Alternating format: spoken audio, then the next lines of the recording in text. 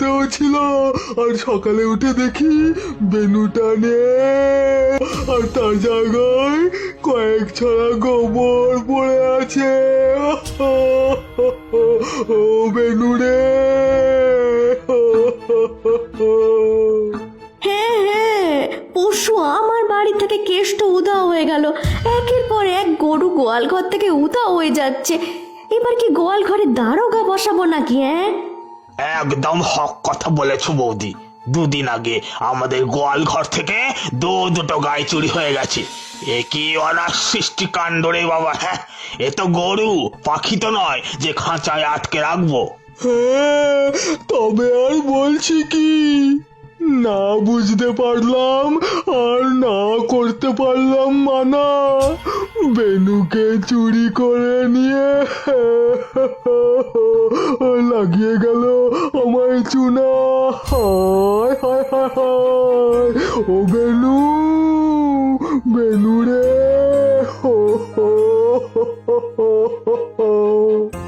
না না না না না না, ব্যাপারটা মোটেই ঠিক না।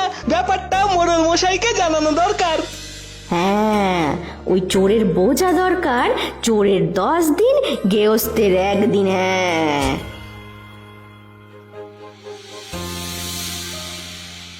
মালতী বৌদি, ও মালতী বৌদি, বলি এত হনহনিয়ে ভনভনিয়ে কোথায় চললে গো?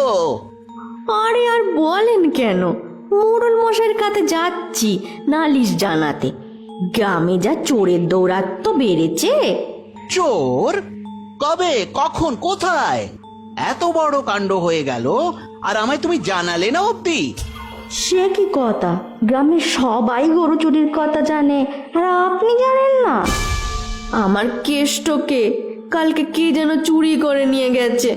একবার পাই ওই বজ্জাতটাকে আমি। ও হো, কালকে ওটা তোমার বাড়ি ছিল? ইয়ে মানে অন্যায় হয়েছে, খুব অন্যায় হয়েছে। এরকম একটা সুন্দরী গুণবতী মহিলার সঙ্গে কেউ এরকম করতে পারে? পাই না ওই চোরটাকে আমি একবার। ওকে মেরে মেরে আলুর ভর্তা বানাবো, বেগুন পোড়া বানাবো, কিমার তরকারি বানাবো। শান্ত হও বৌদি, শান্ত হও। এত উত্তেজনা শরীরের জন্য ভালো নয়। যা যাবার তা তো গেছেই, সে নিয়ে ভেবে কি লাভ? কি লাভ মানে? ওই চোরকে যতক্ষণ না মেরে তেতো করছি ততক্ষণ আমার শান্তি নেই। আচ্ছা কানাইদা, 1 ঘটি জল হবে গো, খুব তেষ্টা পেয়েছে। হবে না কেন? নিশ্চয়ই হবে। এই তো তেষ্টা পাবার সময়। ইয়ে মানে গরমকাল তো, তেষ্টা তো পাবেই। তুমি দাঁড়াও, আমি নিয়ে আসছি।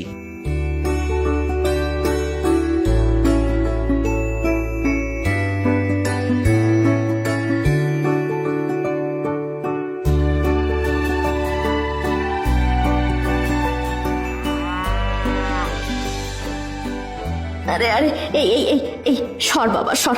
উফ, গুতিয়ে দিবি নাকি রে? গাইটা আমার দিকে এরকম করুণ ভাবে তাকিয়ে আছে কেন? আর ওকে দেখতে কেমন যেন কৃষ্ণের বাহনের মতো, তাই না? তাই না?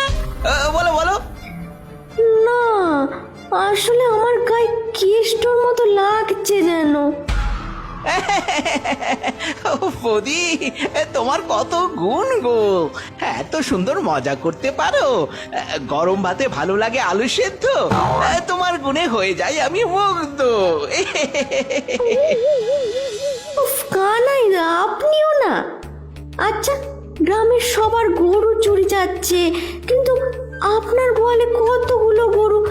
না না না, মানে নতুন কিনলেন বুঝি? হ্যাঁ, নতুন কিনেছি, এই তো কয়েকদিন আগেই। আসলে এই গরুগুলো ছাড়া আর কে আছে আমার বলো?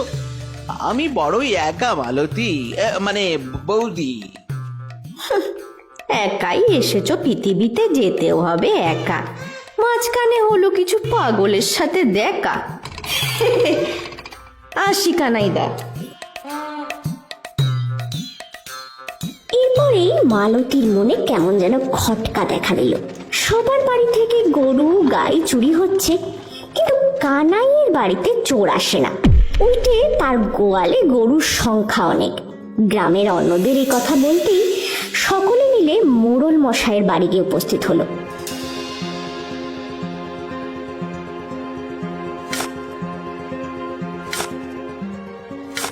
ও নাম নেবেন মোড়ল মশাই, আজকে ন্যায় বিচার চাইতে আপনার কাছে এসেছি। তা বেশ তো, আমি গ্রামের মোড়ল বিজয় সমাদদার। এখানে পাবে তোমরা কেবলই সুবিচার। তা বলো কি ব্যাপার মাখন লাগিয়ে? আগে মোড়ল মশাই, আমরা গ্রামের গরিব গোয়ালা, গোমাতার আশীর্বাদে দুধ ঘি বেচে সংসার চালাই। এ তো অত্যন্ত ভালো ব্যাপার। তারপর? কিন্তু হঠাৎ এক বদমাস চোর এসে আমাদের গরু গাই চুরি করে নিয়ে চলে যাচ্ছে। এই নিয়ে আমাদের 4 জনের গোয়াল থেকে চুরি হয়েছে। ও বাবা, এ তো খুব চিন্তার ব্যাপার মাখন লাগিয়ে। কাউকে সন্দেহ হয় তোমাদের? আগে মোড়ল মশাই, আমাদের গ্রামের এক গোয়ালা কানাই ঘোষকে, মানে মালতী